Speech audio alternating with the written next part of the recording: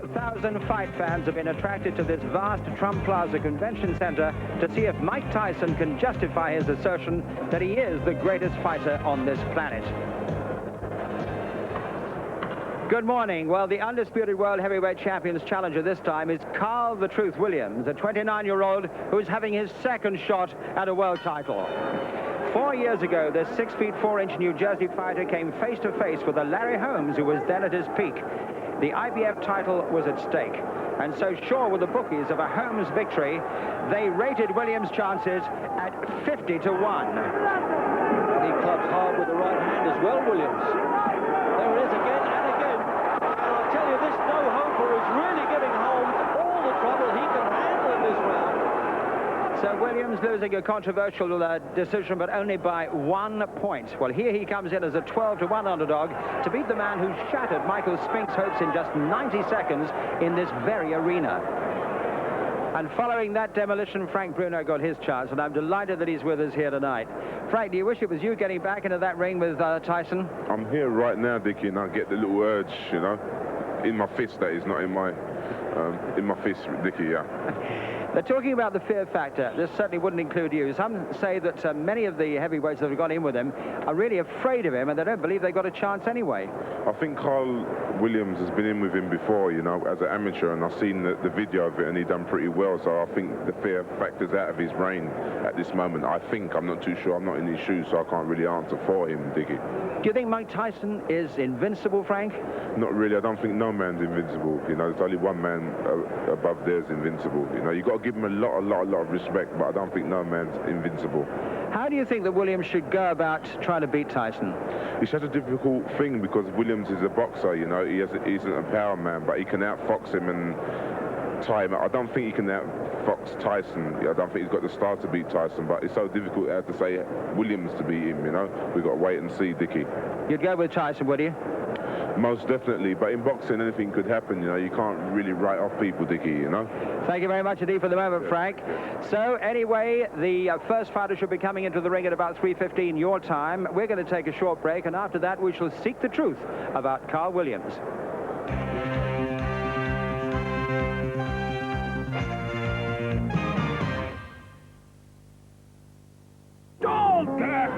For most, the streets of South Jamaica, Queens are no place to grow up, let alone in which to develop into a championship athlete. They call this man-forsaken place Crack Alley, and only a few, like Carl Williams, have escaped. Yeah, I used to tell you to come run with me, but you was into one thing and I was into another. Right. That's basically what I'm saying. You was into one thing and I was into another. You know, there's 2 roads in life that you can go down. There's that straight one, that's the hardest road you can go down. And then there's that other one, this short road. For the first 19 years of his life, Carl Williams took the short road. He flirted with trouble and played basketball day and night. Only his grandmother was around to rein him in. But as Carl matured, he grew frustrated with this lifestyle, and out of anger, began hitting a heavy bag. People used to say, you got something, you got something. I couldn't see it at that particular time. Whatever I had, to me, it wasn't there. You know, it wasn't until my grandmother died that I really started thinking seriously about doing this. At an age when most would-be professional fighters are experienced amateurs, Williams was just beginning. He walked 6 miles to the gym each day, out of hell and into a brave new world.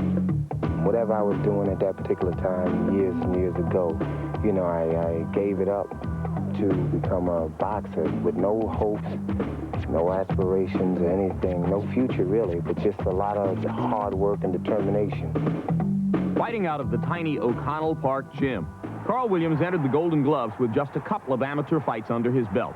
Miraculously, he won a title. Here was this big hulking guy with a piston for a left jab, and he immediately caught my eye. And for a guy that age to start that old and do what he did is certainly an accomplishment. Flushed with success, Carl moved to suburban White Plains to get further boxing instruction. It was a Spartan existence at first, with Williams living alone in this motel, far enough away from his city friends and city temptations. This is obviously a different environment, and I think in order for me to be successful, I had to move here to get away from some of my friends and try to more or less concentrate on, you know, being a professional fighter. In White Plains, Carl developed rapidly as a fighter, gaining valuable ring experience he had missed as a teenager.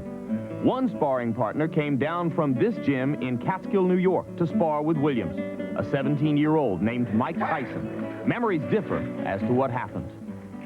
He jumped on me that particular day, gave me a bloody nose and everything. You know, I was a little, it shook me up because I was a professional with 7, 8 fights. And I was saying to myself, oh my God, I gotta let this amateur come in the gym and do this to me. So I got very angry that night. I went home and thought about it. And the very next day, I came in the gym with a different attitude towards him. I went into the ring and I busted him up. Well, he sparred me when I was 14, 15 years old, and he couldn't kill me then. And now I'm 5 times, 10 times the fighter now. Contrasting views on who got the better of those sparring sessions 6 years ago, but we found a clip from one of them, and now you can judge for yourself.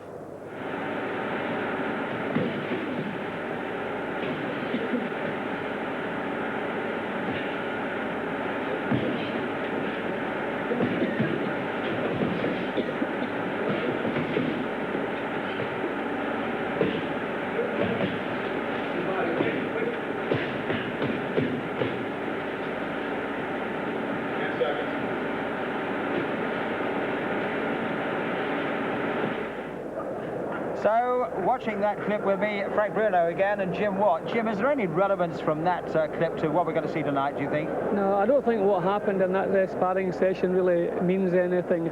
But what could have some bearing? Tyson tends to dominate and intimidate most of his opponents, so maybe the fact that Williams has already shared the ring with him several times, maybe he can draw some experience and some confidence from that. It's not a new experience, although it'll be a different experience tonight, maybe, but the actual spar itself doesn't really mean anything. Some experts are divided about Williams' chances. Some say that he's going to be brushed aside, and others say that he has the ability to stretch Tyson. I think a lot of that depends on his temperament. Can he cope with it, or will he freeze the way Spinks did? If he can keep himself out of trouble for the first couple of rounds, maybe get some sort of rhythm going. I think he has the talent, he has the height and the reach to give Tyson some problems, but definitely not enough to defeat him. Let me bring Frank in. We'll talk about the height and reach, because he really is probably about 6 or 7 inches taller, and he's got a hell of a big reach. How's Tyson going to handle that, do you think, Frank? I'm not too sure. I think he'll stay close to him, you know what I mean? For the first couple of rounds, as Jim said, he'll be onto him like a harbour shark, you know, and right onto him and keep onto him. So it should be very interesting for the first couple of rounds, as if it goes that long. Do you think he has the ability to withstand the power of Frank Tyson? That really is the key to it all. Frank Tyson, Mike Tyson, not Frank Tyson, the old fast bowler. Well, I think the problem, probably his chin is the big question mark. Williams has been shaken by Tillis. He's actually been stopped by Weaver, so I don't think there's any way if Tyson gets through, Williams can hope to take the punches. What he has to do is try to cut the punishment down, maybe smother Tyson's work, but if clean punches land on Williams' chin, then there's no way he can take them. Since he met you, he's put together an entirely new team now for Mike Tyson. Yeah. The Tyson team, as he called it, or Team Tyson. Do you think that's going to have any effect upon Mike Tyson? I think he feels at home with them. They're his old friends from Catskill Mountains, and Don King, as he classes a friend. As long as he feels contented in his heart, it's what he feels. No matter what anybody says about him, everybody's been talking about him from day one, you know, so he just blocks it all out, and as long as he's happy within his mind, that's what really counts. Would you agree with that, Jim? Yeah, I would agree with that. The main thing in Tyson's last fight with Frank, he had a lot of problems outside the ring, and he had to cope with those. So now, although maybe it's not the best preparation, I don't think he has the same distractions outside the ring that he has. He's probably in better shape, better frame of mind. So if he thinks the team is right, then the team is right. Well, I think he's going to be in. Carl Williams is going to be in the ring very, very soon. But how long do you think this fight's going to go? It's difficult to ask for this kind of prediction. Yeah, well, so much depends on just how much actual courage Carl Williams has when it comes down to it. How is he going to cope with the fact he's sitting in the dressing room now knowing he's facing Mike Tyson? He knows what Mike Tyson has done to every other contender. So what's in his mind at this moment? If he is positive and he really feels he has the ability to get out there, put up a show, and maybe cut down on Tyson's assets, then he can put on a show. But we will not know that until we see the look on his face as he moves into the ring. If you remember, Michael Spinks said plenty of things before the fight. We really expected Spinks to put on a good show. I thought it would have taken 5 or 6 rounds to to get to Spinks. It took 91 seconds. So I think a great deal depends on Williams' temperament. Well, here we see the man we're talking about now, Carl the Truth Williams, making his entry. This is the day he's been waiting for, and we'll soon be able to see just how well prepared he is. You certainly are going to go with Tyson, Frank. How quickly do you think that he can dispose of this man? I'm not too sure. Carl Williams is a sort of like typical typical sort of like American fighter. He's confident. He strives and all this. You know what I mean? So I wouldn't just brush him off that easy. You know what I mean? Because you watch him now, you love all this. You know what I mean? And he's been here before, and now this is his big chance, and he won't let it slide. And I hope it's a good fight. You know, because a lot of people come far, especially me. I've come across a long way to see the fight. You know, and spent a lot of money as well, Dickie. You were talking about Michael Spinks. When Spinks came into the same ring, Jim, he looked really quite terrified. I mean, he did look very apprehensive, didn't he? He had the look of a condemned man, which is exactly what he was. But thankfully, that's not the case with this opponent. You see, he's enjoying the occasion. He's putting on a show. He's loosening up. He's walking around the ring. I mean, Spinks didn't even want to take his dressing gown off when the time came. But this man looks a little bit different. He looks as though he's pleased to be there. So hopefully that'll carry on when the first bell sounds, and he'll give us a show, hopefully 4, 5, 6 rounds. Well, I know it's about 4 years ago, but he did put up a tremendous show against Larry Holmes when Larry Holmes was at his peak. Yeah, that was a good show. That's probably his career best performance. A couple of shaky performances since then, but I think tonight he's going to have to do things that he's never done before. He's going to have to do things better than he's ever done before. Looking at him now, he looks as though he can rise to the occasion, but he's really going to have to produce something more special than he's ever produced, and hopefully he can do it, and we'll end up with a show. He's emerged from the same kind of background as Mike Tyson, Frank, a disadvantaged background, and he's really concentrated very hard on his career as a professional fighter.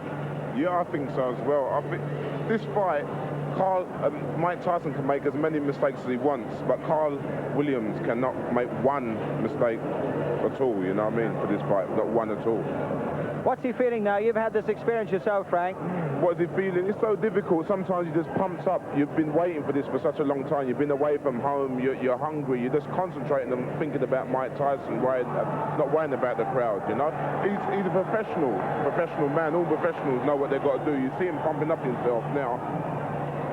Right, well, I think we're just about ready to see the undisputed world heavyweight champion, Mike Tyson. He's going to be coming through that exit any minute now. There's a terrific build-up of excitement here. And let us now join, here he is, let us join Reg Guttridge at ringside. Well, there's the man then that he really has taken this fight game by storm, the most talked about athlete of his time. Not always in his favour. I certainly agree with Jim Watt and Frank Bruno about the attitude of Carl Williams. On the other hand, well, he's talked a good fight, but let's hope he's not as good a pugilist as he is publicist anyway. This man, his definition of his body, I think, is a little better than I've seen him with Bruno last time. As Jim Watt said, he did have a few problems. He's coming at 15.9 1/4. He was only 15.8 actually for Bruno, 219 1/4. Just look at the team, Tyson. They really can't get to him closely enough, almost like a towel poncho on there. There he is, throws it off. Meanwhile, Carl Williams, almost like a caged tiger there. It's a very humid time here in Atlantic City. But despite some adverse publicity, I mean, this fella is such a magnet. There's a referee, Randy Newman, former New Jersey boxer. He fought Joe Frazier, actually. And he's been refereeing quite a bit now in England. Glenn McCrory Lumumba and Dave McCauley and Duke McKenzie. So now, the talking's over, as always. And we've got Mike ready to rumble Buffer in there, waiting for his cue to introduce the fighters, as if they need introduction. Now, he's a big, tall guy, this Carl Williams. The nickname, The Truth, he gives you several versions of it, actually. And he says, he remembers he hit a fellow with a good shot once, and he went down, and he said, "Oh," he said, "that punch, I tell you, that was the truth." That's kind of an in-gag. It's not a bad nickname for him, actually. And Carmen Graziano, you may see the grey-haired man next to him there, is 65 years old. He's been in the game 45 years. And And he's done a very good psychological job on Williams, but it all depends on the chin. Mike Weaver knocked him over, but he kept getting up. He was actually beaten on that 3 knockdown rule. He was on his feet when it was stopped. And James Quick Tillis, earlier on in his career, when Tillis was a very useful fighter at the time, he had him down. But he gets back, and there he is, Carmen Graziano. He worked with Joey Giardello when he came to England to fight Cherry Downs. And all the so-called dignitaries then, aren't they, from the WBC, WBA, IBF, they're all lining up with their little belts there to get in the picture all the time. Booted and suited for the occasion. So he storms around like the old gladiator he is, isn't he, Tyson? Nothing puts this man out. 16 wins in the first round. And, well, there was a few of the, as they say in American boxing lingo, a few patsies along the way, but he's since done it against good fighters. And he's a great historian of boxing too, Mike Tyson. He really understands the game and can discuss it from years ago. And he said, I think I'd have been too big for people like Jack Dempsey. He said, but had I fought Ali, if I could have beaten him, then I know I would have been the best heavyweight of them all. So the little casual stare as he goes past. You see, Williams has said from the off, I don't know what we're talking about, the tough guy stuff. In fact, my upbringing was even tougher than Tyson's, because he was under Custamado's wing that just turned 14 years of age. So he behaved himself. But he said, I really had a tough time. Good-looking physique he's got, hasn't he? 6'5", and he weighs 15 stone 8. There's only a pound and a quarter in it. Doesn't really matter at this level. There's the introductions then. Good evening and welcome to Atlantic City's Convention Hall by way of Donald Trump's Trump Plaza Hotel and Casino on the boardwalk here in Atlantic City, New Jersey. Tonight, Don King Productions and the Trump Plaza present the World Heavyweight Championship. This bout is approved and sanctioned by the New Jersey State Athletic Control Board, Larry Hazard Sr., Commissioner, Deputy Commissioner Lawrence Wallace, and the Chairman is Jerry Gormley. The bout is governed by the rules and regulations of the World Boxing Association, represented by Dr. Elias Cordova and James J. Binns. It is also sanctioned by the International Boxing Federation, President Robert W. Lee, and the World Boxing Council, President Jose Suleiman. The 3 judges selected by the New Jersey State Athletic Control Board for this bout are Rocky Castellani, Chuck Giampa, and Richard F. Murray. Chief physician at ringside, Dr. Frank B. Doggett. Also in attendance, Dr. Eric Wormser and Dr. Charles Wilson. The timekeeper for the bout is Roosevelt Gilbert, and counting for the knockdown seconds, Steve Smoger. And now, before we get started, I would like to introduce the gentleman in the ring at this time, a man who's responsible for bringing over 20 championship bouts to Atlantic City over the last 2 years. In addition to being the world's most famous entrepreneur, he is a best-selling author and our host this evening, Mr. Donald Trump.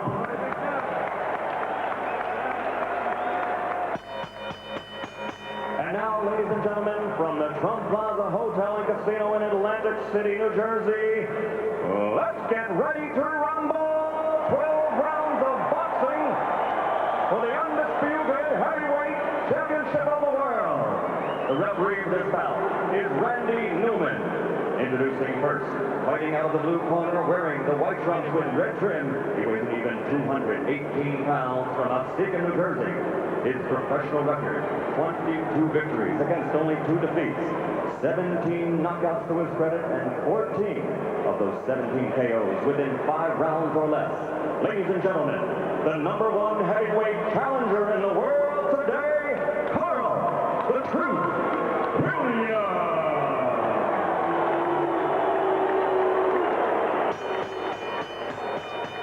His opponent fighting out of the red corner, wearing the solid black trunks and weighing in at 219 1/4 pounds from Catskill, New York.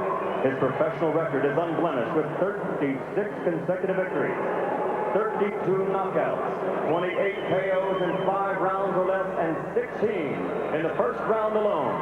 Ladies and gentlemen, presenting the undisputed, the undefeated heavyweight champion of the world,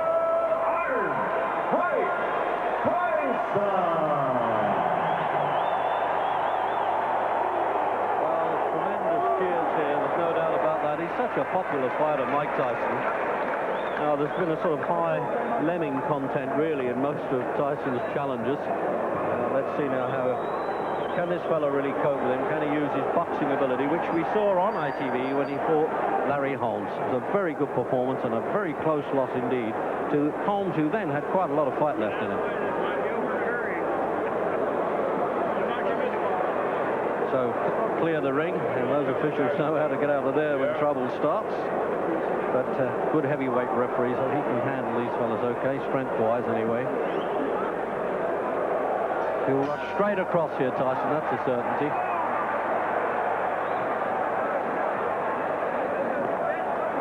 And remember that they boxed 2 or 3 times in the gymnasium when Tyson was coming up.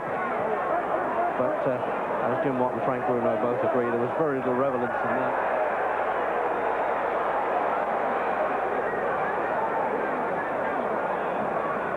Oh, standing there. He wants to trade with him, Williams. I'm not sure that's good business.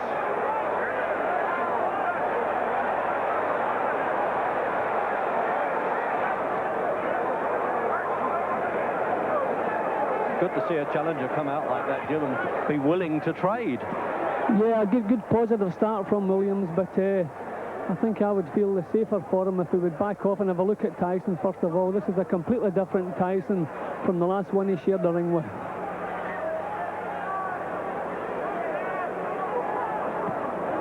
Eight championship fights, remember, Tyson. 7 have been covered by ITV.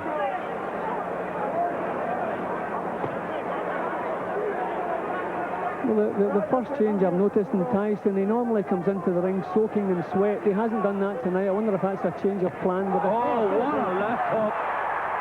Well, he certainly wasn't cold, Jim. In fact, it looks like Carl Williams has been knocked cold in the first round. Is he going to count him out or let him go on? He's done well to get up. No, he stopped it.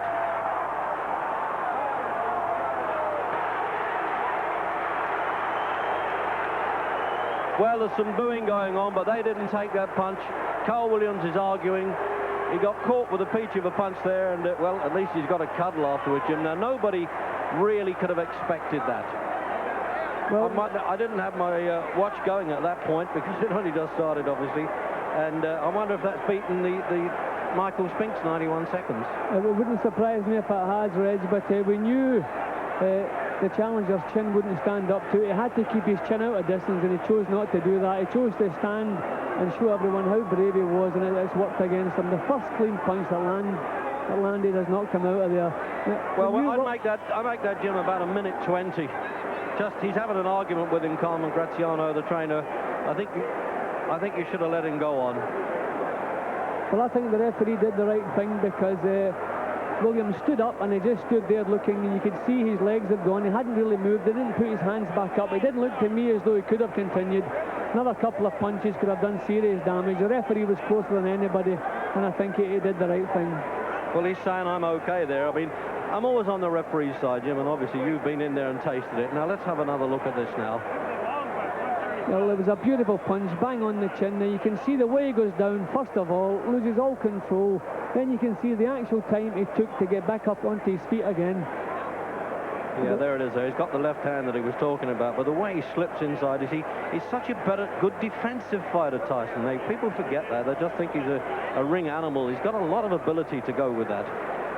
So Once more. That punch too, it couldn't have landed in a better spot, and you get the full turn of the shoulders, the hips, bang onto the chin.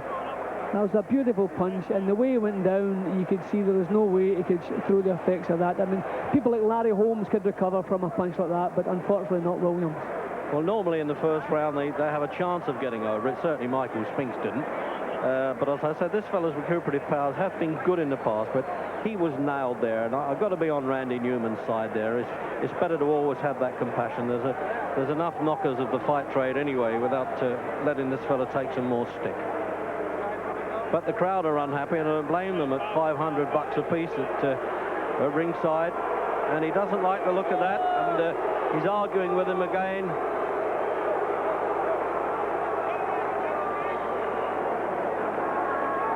Well, obviously we've seen worse knockouts than that allowed on, Jim, but that doesn't make it right, does it? No, it certainly doesn't make it right. The way Williams went over, the time he took to get back up again, The referee had a good look into his eyes. He didn't just make a split-second decision. He had a good look into his eyes as he completed the 8 count, and he knew better than anybody if Williams was ready to continue, and obviously he wasn't. Well, the thing with Tyson, let's face it, he doesn't only dominate the heavyweight division, he's decimated it as well.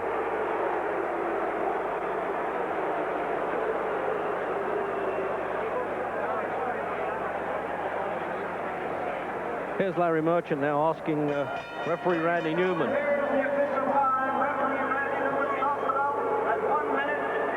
Standing up, he was leaning against the rope. I asked him a question, a very simple question.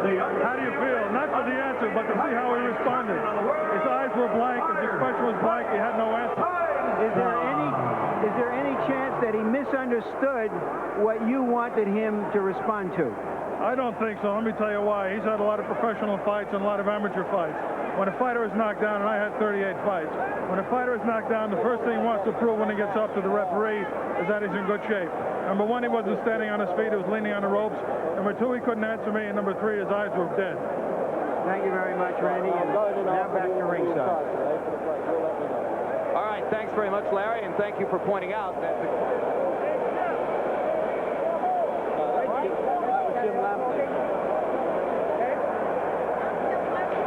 Well, there's this usual commotion, isn't there? I mean, it really is like a street carnival here. They look as though they've all invaded from the famous boardwalk along here where people walk up and down when they've done their money, I suspect. And everybody wants to be in the ring in the fight game these days. At least the photographers are playing the game and staying out. But there's a lot of dissatisfaction. There always is. But, you know, there was a time when a fellow like Joe Louis, or Louis as we call him in Britain, he was cherished for knocking people out in 1 round. They thought he was marvellous. But obviously the crowd are now saying, you know, here's Larry Merchant with Mike. From your point of view, did you see him really dazed? Well, no, I noticed my trainers would tell me we were slipping and hooking. So when we slip, because usually I come in, I slip, and I get in there, and that's the hardest part, getting in there, and I never threw the punch. And so we were practicing, like, slip, so you're in there, instantaneously, bing, throw the punch. And I did, and I was successful. What? Were you surprised that he stayed on top of you as much as he did, that he didn't try to move? Oh, I loved it. I loved it. I just knew it took it just with a matter of time. I loved it. So you knew that as soon as he was doing that you were going to get a clean shot sooner or later. Exactly. And my punches were accurate and pinpoint. And I knew eventually I was going to get him. He has a reputation for getting hit with left hooks. Were you looking for that opening? No, I was very confident. I wanted to catch him with a good right hand. Believe me, my right hand is my favorite punch, but I never catch anyone with it. You know, it's my best punch, and I always hit guys with left hook. All right, we're going to try to take a look at the where's the monitor? At the monitor, if we can find it, so that we can determine what happened. Champion announcer. All right. Okay, it was a clean left hook. Did you? I mean, you sparred with him years ago. We know that it didn't mean anything. Were you surprised that he went so fast? Well, no, I knew if I catch someone clean, they'll go, regardless who they are. So, you know, when the referee he hit him with a shot, it looked like he was able to get up, but I guess the referee called what he saw, because I didn't think he was hurt that bad, but I know I hit him with a clean shot. Speculate for me. How long would it have taken you to get him down a second time if the fight went on? Oh, no problem. I'd have been all over him.